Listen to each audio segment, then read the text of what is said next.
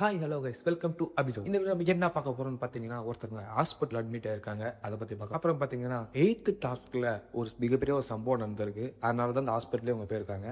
அதை பற்றி ஃபுல்லாக பார்த்தோம்னா, டாஸ்க்ல யார் வின் பண்ணா, என்ன டாஸ்க் இல்லை மொத்தமாக பார்த்துடலாம். அதுக்கப்புறம் பார்த்தீங்கன்னா அஃபிஷியல் ஓட்டிங் டாப் 3 பார்த்துடலாம். அதுக்கு நம்ம சேனல் ஃபஸ்ட் டைம் தான் சப்ஸ்கிரைப் பண்ணிக்கோங்க. நிறைய பேர் வீடியோ பார்க்குறீங்க, லைக் பண்ணாமல் பார்க்குறீங்க. ஒரு லைக் பண்ணிட்டு பாருங்க. இந்த டிடிஎஃப் யார் வின் பண்ணா நல்லா இருக்குன்னு உங்களுக்கு தோணுது கமெண்ட் பண்ணுங்க. அடுத்து இந்த டாஸ்க் 8. இந்த டாஸ்க் 8 என்ன டாஸ்க்னு பார்த்தீங்கன்னா கார் டாஸ்க். இந்த கார் டாஸ்க் நீங்க நிறைய பேர் பார்த்துருப்பீங்க. காருக்குள்ள உட்காந்து இருக்கணும், ஒவ்வொரு இதாக சொல்லிக்கிட்டே இருப்பாங்க, அதே மாதிரி இன்னுகிட்டு இருக்கணும் அப்படின்னு சொல்லி ஒரு கார் டாஸ்க் நடந்திருக்கும் மலையாள பிக் பாஸ்ல அண்ட் சீசன் 5 நடந்து தமிழ் பிக் பாஸ்ல அதை பார்த்துருப்பீங்க. அதே மாதிரி தான் கார் டாஸ்க் நேற்று நைட்டு வச்சிருக்காங்க. நேற்று நைட்டு வச்சோன்னே எல்லாம் போய் உள்ள உட்காந்துருக்காங்க.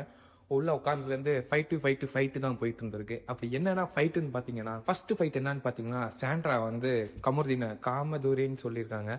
அதனால ஒரு ஃபைட் வந்திருக்கு. அந்த ஃபைட்ல கமருதீன் வந்து பேட் வேர்ட்ஸ் அதிகமாக யூஸ் பண்ணி சாண்ட்ரா திட்டிருக்காங்க. அப்படி என்னென்ன யூஸ் பண்ணாருன்னு பார்த்தீங்கன்னா, கமருதீன் வந்து சாண்ட்ராவை பர்சனலாக அட்டாக் பண்ணி அது என்ன பண்ணியிருக்காருன்னு பார்த்தீங்கன்னா, வாடி போடி ஓவர்ல ஸ்டார்ட் ஆகிற வார்த்தை, அப்புறம் பாத்தீங்கன்னா பொம்பளைன்னு பாக்குறேன், வீட்டுக்கு வெளில வாடி அப்படின்னு சொல்லிட்டு இதே மாதிரி நிறைய வார்த்தை யூஸ் பண்ணிருக்காரு. இதுல 2 பேரும் மாத்தி மாத்தி பேட் வேர்ட்ஸ்ல பேசி திட்டி இருக்காங்க. இதுல வந்து நடுவுல வந்து பாரு வந்து கமருதீன் சப்போர்ட் பண்ணி சாண்ட்ரா கூட ஃபைட் பண்ணியிருக்காங்க. இந்த ஃபைட் காருக்குள்ளேயே நடந்துகிட்டு இருக்கு. அப்புறம் பாத்தீங்கன்னா நடுவில் காருக்குள்ளேயே திவ்யாவுக்கும் பாருக்கும் சண்டை வந்திருக்கு. இந்த ஃபைட்ல அமைச்சவும் மறுபடியும் கமருதீனுக்கும் சாண்ட்ராக்கும் சண்டை. இது வந்து பாத்தீங்கன்னா செம்ம பயங்கரமான சண்டைன்னு சொல்றாங்க. இந்த சண்டையில சாண்ட்ராக்கு பேனிக் அட்டாக்கே வந்து விழுந்திருக்காங்க. அதை விழுவுறத தூக்க விழுந்திருக்காங்க.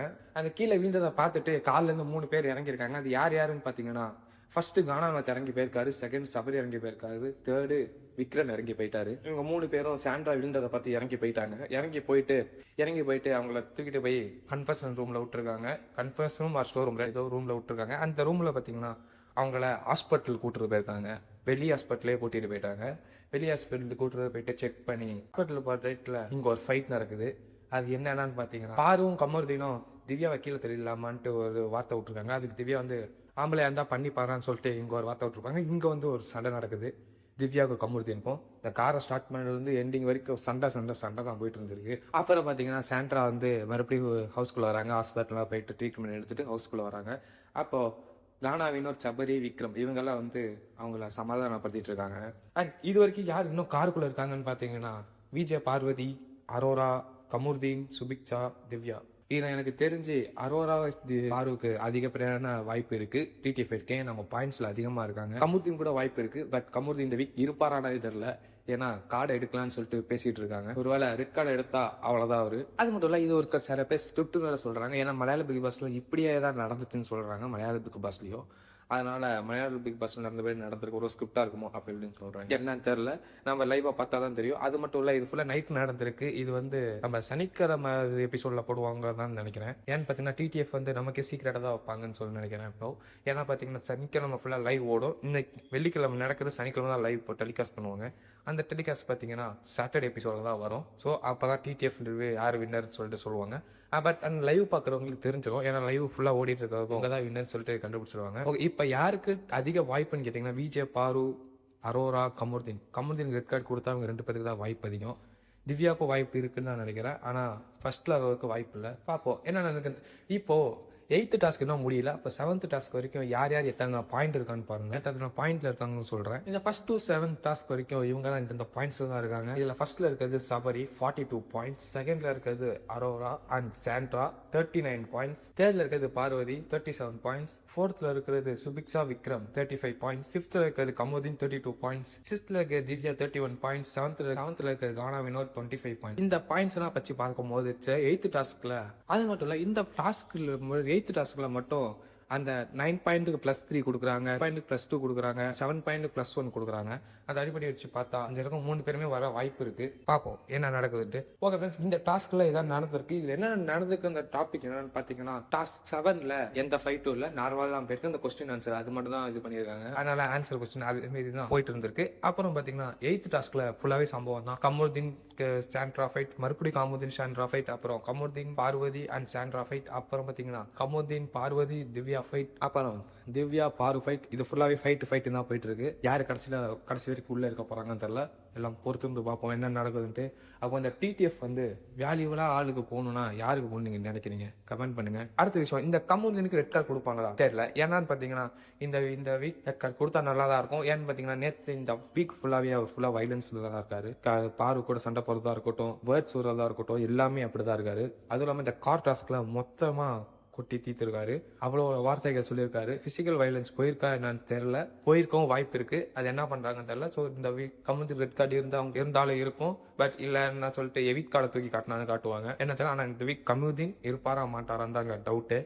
கண்டிப்பா இருக்க மாட்டான்னு எனக்கு தோணுது. ஏன்னா அவர் ரொம்ப வேர்ட்ஸ் யூஸ் பண்றாரு, அட்டாக் பண்ற மாதிரி போறாரு. சில டைம்ல 60 சொல்லியிருப்பாங்க. எனக்கு ரொம்ப பயமா இருந்துச்சு அப்படின்னு சொல்லிட்டு இந்த டாஸ்க்ல கோல்டன் பால் பிளாக் பால் டாஸ்க்ல அவங்க ரொம்ப பண்ணாரு. அதை விட்டுட்டு இப்போ பாத்தீங்கன்னா இந்த கார் டாஸ்க்ல பண்ணிருக்காரு. பாப்போம் இதுமாரி என்னென்ன நடக்குதுன்ட்டு.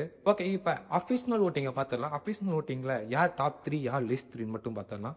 டாப் 3 யார் இருக்காங்கன்னு பாத்தீங்கன்னா, டாப் 1 இருக்கிறது கானா வினோத் பாத்தீங்கன்னா இந்த வீக் ஒண்ணுமே பண்ணல. பட் இன்னும் லாஸ்ட் இந்த கில்லர் காயின் டாஸ்க்ல நல்லா விளையாண்டான்னு தான் சொல்லணும். அப்புறம் பாத்தீங்கன்னா எல்லா டாஸ்க் லாஸ்ட் பிளேஸ், லாஸ்ட்டுக்கு முன்னாடி பிளேஸ், அதுக்கு முன்னாடி பிளேஸ் அப்படிதான் வந்துட்டு இருக்காரு. அவர் இந்த டிடிஎஃப் ஒழுங்கா விளையாடல. அவருக்கு டிடிஎஃப் தேவையில்ல, ஆனா அது அவருக்கு உள்ள இருக்கிறது தெரியாது. பட் ஆனா இந்த வீக் கொஞ்சம் ஸ்கிரீன் பேஸும் கம்மியா இருக்கும், அவரோட பார்ட்டிசிபென்ட்ஸும் கம்மியா தான் இருக்கும். இருந்தாலும் இவர் தான் இப்ப டாப் 1ல இருக்காது. அபிஷனல் ஓட்டிங்ல டாப் 1ல கானா வினோத் இருக்காரு. டாப் 2ல யார் இருக்காங்கன்னு பாத்தீங்கன்னா திவ்யா பாத்தீங்கன்னா எல்லா டாஸ்க்கும் நல்லா பெஸ்ட் தான் கொடுத்துட்டு இருக்காங்க. லாஸ்ட் டாஸ்க்ல கூட அந்த மாவு தலையில கொட்டுற டாஸ்க்ல கூட அவங்க கடைசி வரைக்கும் நின்னாங்க. அப்ப கூட லைட்டா விக்ரமுக்கும் திவ்யாவுக்கும் ஃபைட் வந்திருக்கும். இந்த வீக் ஃபுல்லாவே திவ்யா நல்லா தான் பண்ணாங்க. அது மட்டும் இல்ல, திவ்யாவுக்கு ஃப்ரீ ப்ரொமோஷன் தான் போயிட்டு இருந்தது. அது யாருன்னு பாத்தீங்கன்னா விக்ரம் தான் எல்லா கேமரா திவ்யான்னு சொல்லிட்டு இருந்தாங்க. சோ இவன் திவ்யான்னு சொல்லிட்டு திவ்யாவுக்கு எல்லாமே ஓட்டு போட்டாங்க போல. திவ்யா இப்போ செகண்ட் பிளேஸ்ல இருக்காங்க.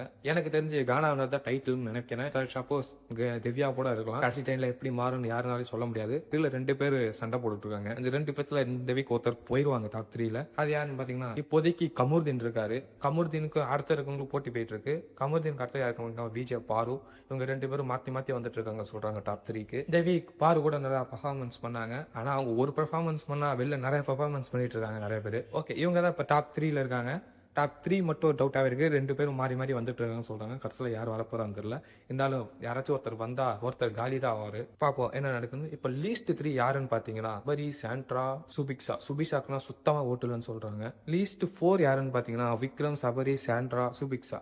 இங்க வந்து எப்படியும் எனக்கு தெரிஞ்சு சபரிக்கு டிடிஎஃப் கிடைக்காத வாய்ப்பு இல்லைன்னு தான் நினைக்கிறேன். ஏன்னா ஒரு பாயிண்ட்ஸ் வெளில வந்துட்டாரு, அவரு காரை விட்டு இறங்கிட்டாரு. ஒரு பாயிண்ட்ஸ் இல்லாம இருக்கும், டிடிஎஃப் கிடைக்க வாய்ப்பு இல்லை. இப்போ இவங்க 4 பேர் டேஞ்சர் ஜோன்ல இருக்காங்க.